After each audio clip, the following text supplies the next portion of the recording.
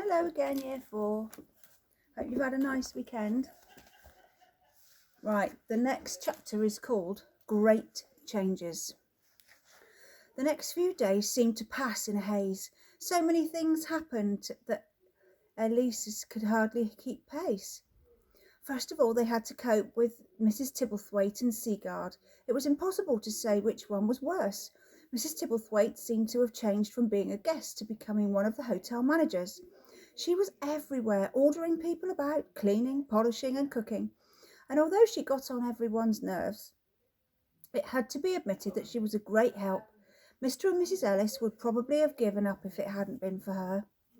Siggy was like a giant, hairy child. His first ride in the car was remembered by most of Flotley.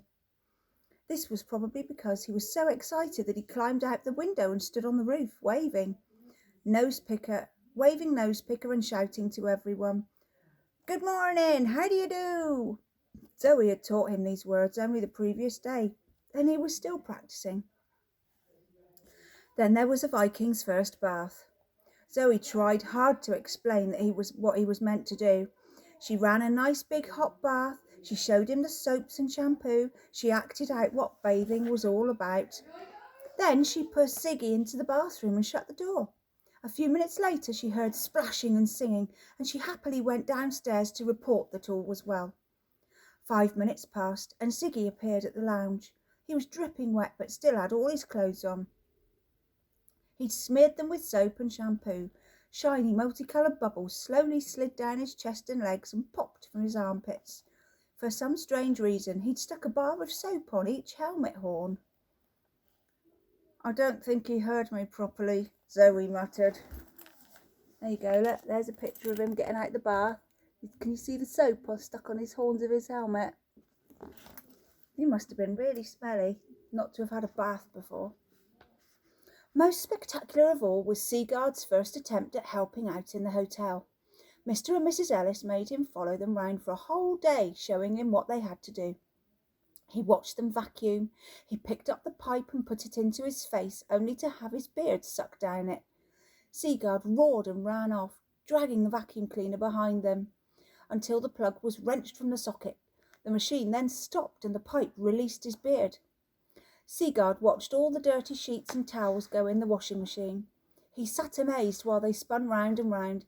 He examined them carefully when they came out and flashed a broad smile at Zoe. "Clean," he said, and nodded with delight.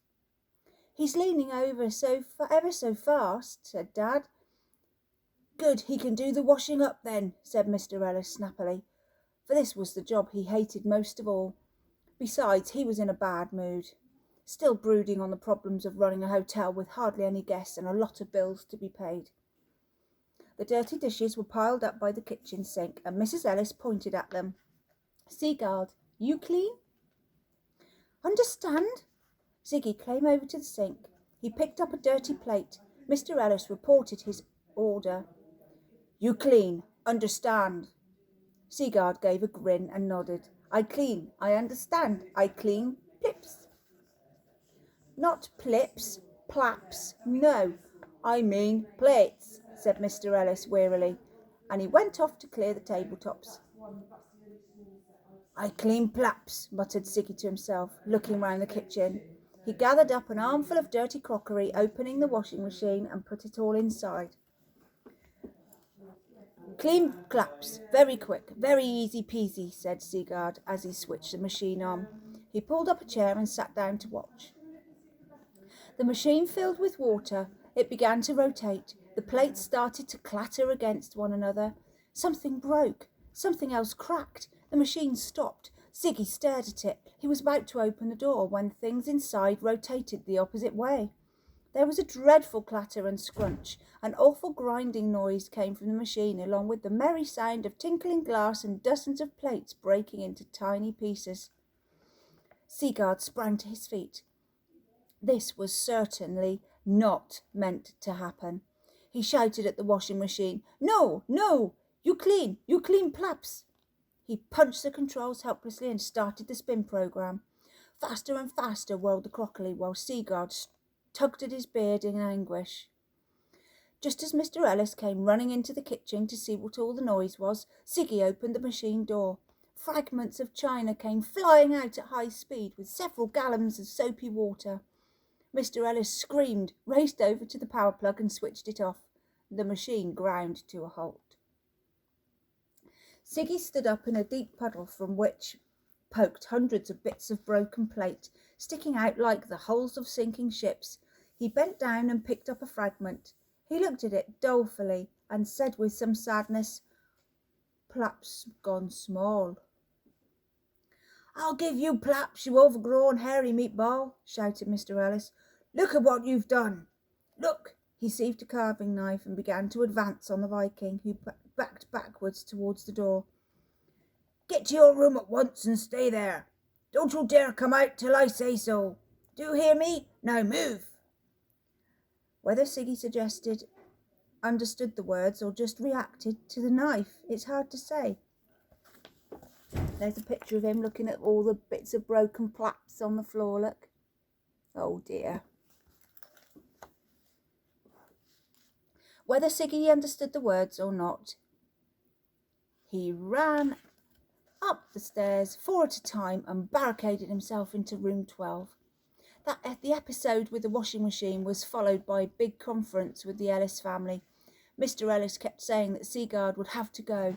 They simply couldn't afford to keep him in the hotel, which was losing enough money already. Zoe and Tim were almost in tears, especially when their mother said she thought their father was right. "Too many things go wrong when Sigurd's around," she added. "But where will he go, Mum?" Zoe sniffed. "You can't put him out on the street." "No," snapped Mr. Ellis, "but we can jolly well put him on a boat and send him back to Denmark." Everyone stopped and stared at Mr. Ellis. "Don't look at me like that," he said. I'd like to know why not. That's where he came from. He rode over here, he bloomin' well can row back. Come on." A strange possession made its way down to the beach. Tim and Zoe tugged at their father, trying to get him to change his mind. Mrs. Ellis kept repeating that it had to be done. Besides, Ziggy would be much happier at home in his own country. As for Ziggy himself, he didn't know what all the shouting was about, and was much more interested in all the boats in the harbour. He pointed at them and said a lot in his own language. "See," said Mr. Ellis, "he wants to go home." He fished a handful of money from his pocket and paid for the hire of a large rowing boat. "For how long, mate?" asked the owner. "How long does it take to row to Denmark?" muttered Mr. Ellis darkly. "What's that?" "Just keep the change," snapped Mr. Ellis. He pushed Sigurd into the boat and thrust the oars at him. "There, Denmark is that way," he said, pointing out across the open sea. "Start rowing." "Oh, poor Siggy. Can you remember? Siggy's not very good at rowing, is he? Remember, he messed it all up on the long ship, didn't he?"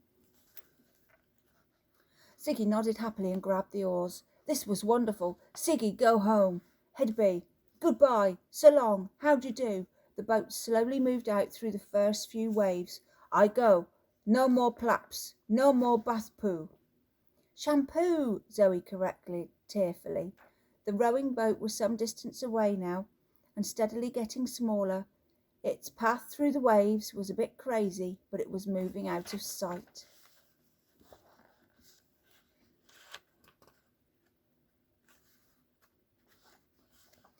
"Bye, Ziggy," whispered Tim. Zoe reached down in her brother's hand tightly. Mrs. Ellis watched grimly until the rowing boat was out of sight. Penny Ellis slipped an arm round his waist. "Do you think he'll be all right?" "Of course, he's a Viking, born to the sea. Those Vikings sailed to North America right across the Atlantic Ocean. This time tomorrow he'll be safe at home." Mrs. Ellis sighed. "You know, in a strange way, I shall miss him." "I won't," grumbled her husband, and they made their way back to the hotel. On their return, Mrs. Tibblethwaite came hurrying down the front steps to meet them.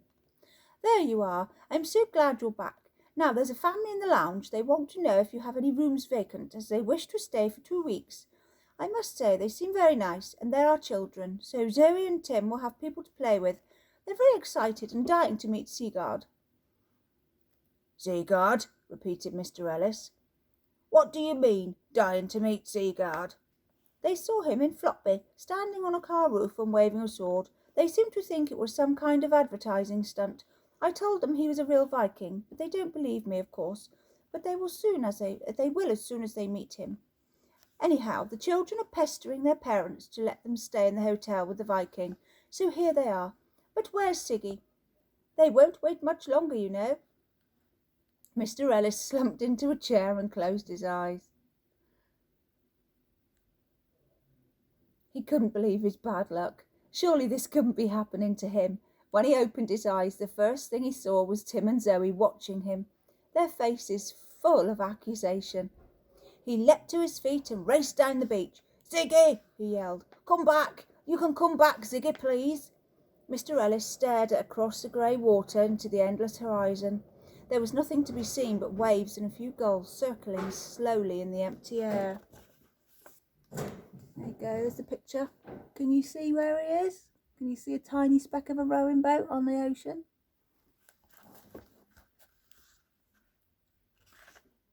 Next chapter is called A Present from Thor.